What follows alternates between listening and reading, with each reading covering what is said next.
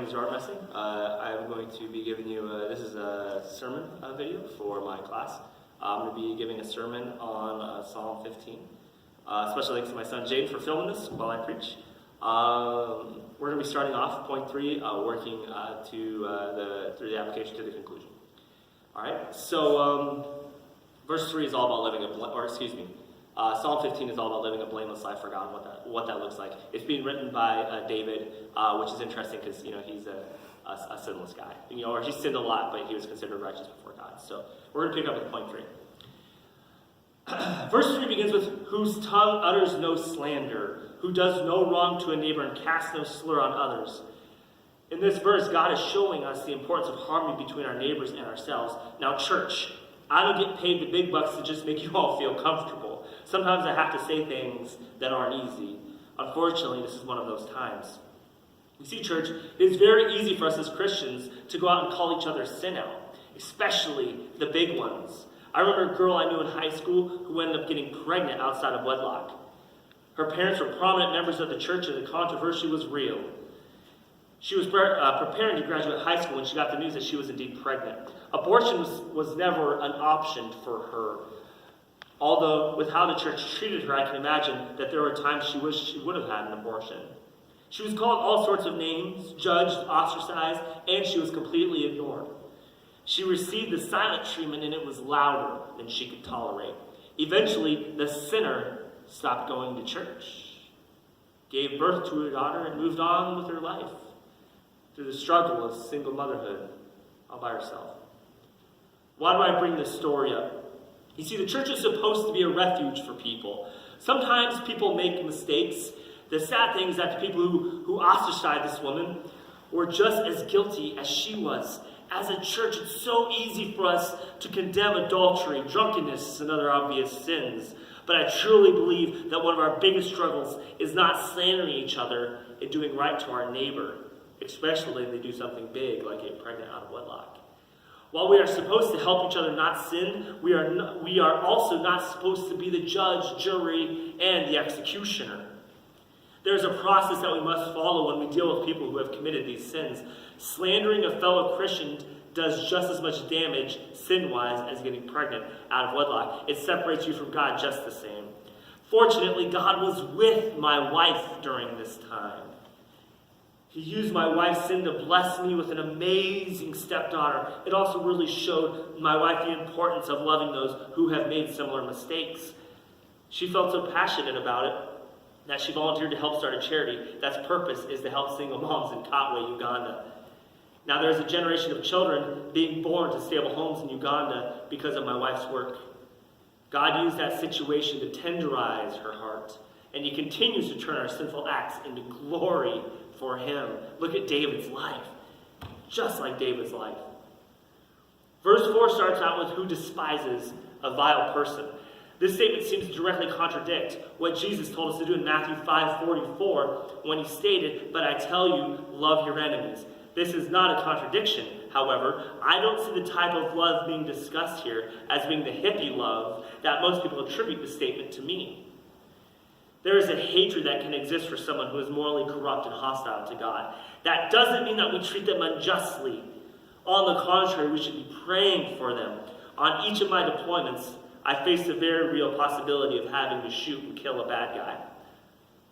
This is not an easy feat to do mentally. It takes a lot of mental rehearsal. The person that I'm shooting at probably has a wife, parents, they may be parents themselves, or I could even be shooting at a child. This makes this task incredibly challenging, but in my heart I felt an immense hatred towards the sin that brought them to this place, and I was angry with the terrorists for doing evil things and choosing that path. I loved them, and I prayed for them. I prayed for their heart. I prayed that they'd be saved, but I truly believe that many of them were vile because of the choices that they made. Anyone who chooses to strap a suicide vest to their child and send them to a market is considered vile at best to me.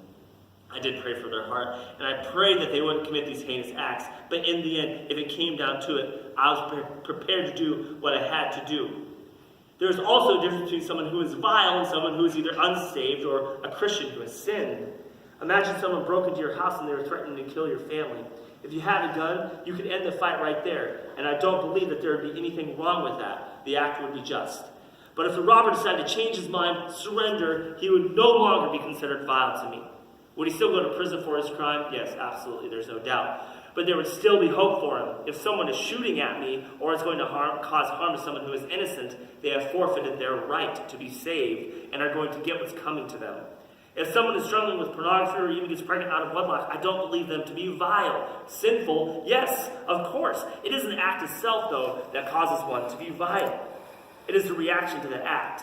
David was called a righteous man because he was extremely repentant and knew how much he needed God. I don't believe that the psalmist is talking about sinners when he states a vile person in verse 4. Verse 4 continues with, but he who honors those who fear the Lord, who keeps an oath even when it hurts. Now hold on a second here, church. Let's move past violence. Let's talk about this whole keeping oaths thing.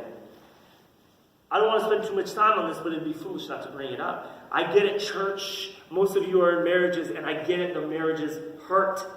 It stings sometimes, but I want to encourage you to honor God and keep your oath to your spouse, especially when it hurts. In my experience, I've witnessed marriage be the cause of some of the greatest pain I've ever seen. I've seen people's and marriages' lives torn apart by abuse, adultery, self-esteem, differing religious beliefs, and unmet expectations are just a few of the problems that affect marriage. I know there are probably some people out there tonight who are struggling in their marriage and are wrestling around with the possibility of possibly leaving. Let me encourage you, church. Let me encourage you, Christian. Don't do it. Stay with your sister. Stay with your wife, sister. Stay with your brother. Stay with your husband, brother. Totally messed that one up. That happens. Verse 5 continues with, who lends money to the poor without interest, who does not accept a bribe against the innocent. Again, church, we have talked about this before. If we call ourselves believers and are not giving money to the poor, we aren't doing it right. Giving is a foundational value of what makes the church the church. And giving isn't a requirement of salvation. That is grace alone. But once we are saved, we begin the sanctification process. This means that our hearts will begin to change and we'll begin to act more like Christ.